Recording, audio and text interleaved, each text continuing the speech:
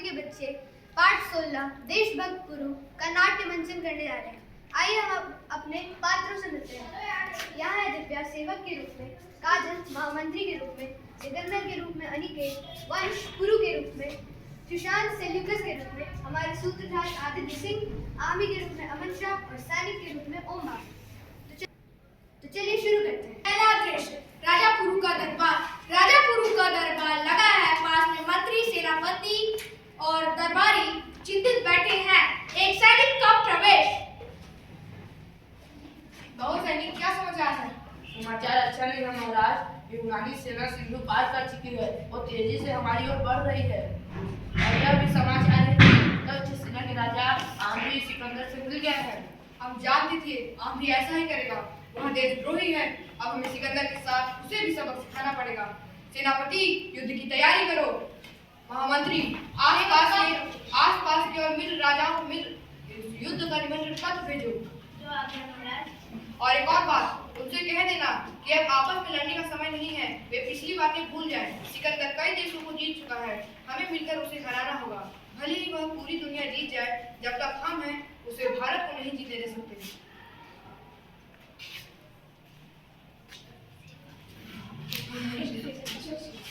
दूसरा दृश्य दूसरा दृश्य यूनानी सेना अच्छा, एक सेवक का प्रवेश। महाराज की जय हो, सिकंदर का दूत आया है। उसे अंदर ले आओ। दूत का प्रवेश। वह झुककर राजा पुरु को सलाम करता है। महाराज, सम्राट ने कहा है कि वे दुनिया जीतने के लिए यूनान से निकले हैं। वे निर्दोष जनता का खून नहीं बहाना चाहते। उनकी इच्छा है कि आप भी आम्री की तरह उनसे सुलह कर लें।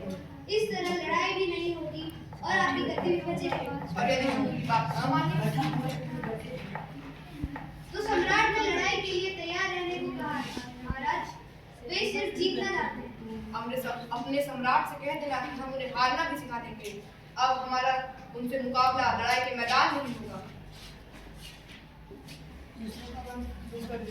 दूसरा दृश्य सिकंदर बैठा हुआ है, पास में आम्री और सेल्यूकस बैठे हुए हैं। एक सेवक का प्रवेश।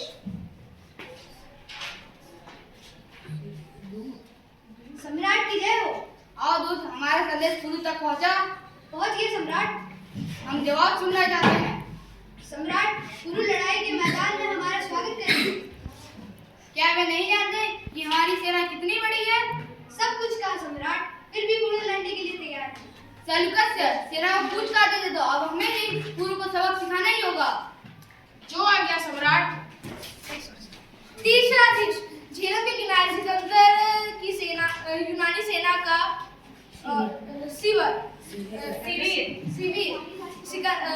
डेरा डाली हुई है, नदी चढ़ी हुई है और बादल चमक रहे हैं और बादलों की गड़गड़ाहट सुनाई पड़ रही है। मंच पर प्रकाश होता है, सिकंदर सेल्यूकस से बात करते हुए। 2 महीने हो गए, हमारा एक भी सिपाही नदी पार ना कर सका। यह हमारी हार है, सेल्यूकस से हार है। महाराज, बरसात के दिन है, झेलम चढ़ी हुई है और पानी बरस रहा है। हमारे सैनिक मुकाबला करने में डर रहे हैं क्योंकि पुरु के हाथियों ने एक विशाल सेना खड़ी कर रखी है। हमारे सैनिक पुरु की सेना से लड़ने में घबरा रहे हैं। सिकंदर के जीते जी उनके जवानों को कैसा डर?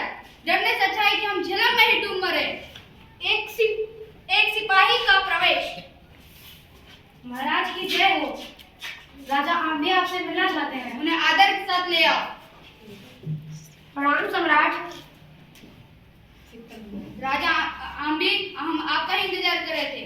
हमारे जवान पुरु के हाथियों से घबराए हुए हैं। लगता है लड़ाई का विचार छोड़ना होगा। आप ऐसा ना सोचे सम्राट, यह वर्षा हमारे लिए वरदान है। दलदल और गीली जमीन और हाथियों के पैर नहीं टिकते। कल का दिन हमारी विजय का दिन होगा। आप केवल सेना को कुछ आदेश दें।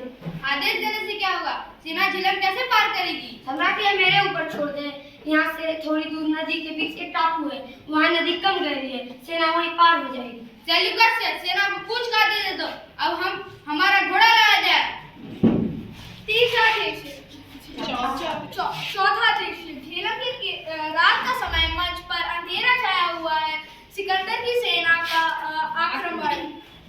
पर्दे के पीछे से चीखते चिल्लाते घोड़े हाथी की आवाज सुनाई पड़ती है। थोड़ी ही देर में सिकंदर जिंदाबाद का नारा गूंजता है। सिकंदर जिंदाबाद का नारा गूंजता है। सेल्यूकस, आज्ञा सम्राट, कैदी को पेश करो। जो आज्ञा सम्राट। सेल्यूकस जाता है और झुककर राजा पुरु को सलाम करता है। पुरु को लेकर जाता है। महाराज पुरु, राजा पुरु, अब तो आपने सिकंदर की वीरता देखी नहीं होगी। वीरता नहीं, धोखा जरूर देखा। रात में चोरों की घाटी आक्रमण करना सिकंदर को ही शोभा देता है। युद्ध है राजा पुरु, वहाँ न्याय और धोखा नहीं देखा जाता। हम आपकी बहादुरी की तारीफ करते हैं। मैंने अंधेरी रात में आपकी चमकती हुई तलवार को देखी थी। अब आप हमारे कैदी हैं। आजाद करता है। सम्राट रस्सी जंगी परेड नहीं किए। हम भी तुम बहादुरों की इज्जत करना नहीं जानते। अब आपका जवाब सुनकर मैं बहुत खुश हुआ। यह जवाब एक बहादुर ही दे सकता है। आप कैद से आजाद हैं। मैं आपका राज्य वापस करता हूँ। मगर सम्राट ने राज्य आपने मुझे देने का वादा किया था, धोखा है। हम भी अपनी औकात समझे। धोखा मैंने नहीं, तुमने अपने देश के साथ किया है। देश की गद्दारों को सीख देना यूनानी खूब जानती है। अब आप यहाँ से जा सकते हैं। महाराज गुरु, अब आप हमारे दोस्त हैं। मैं वचन देता हूँ कि यह दोस्ती जीते जी कायम रहेगी। तो कैसे लगा आप लोगों को हमारा नाट्य मंचन? आशा है कि आप सभी को अच्छा लगा होगा। धन्यवाद।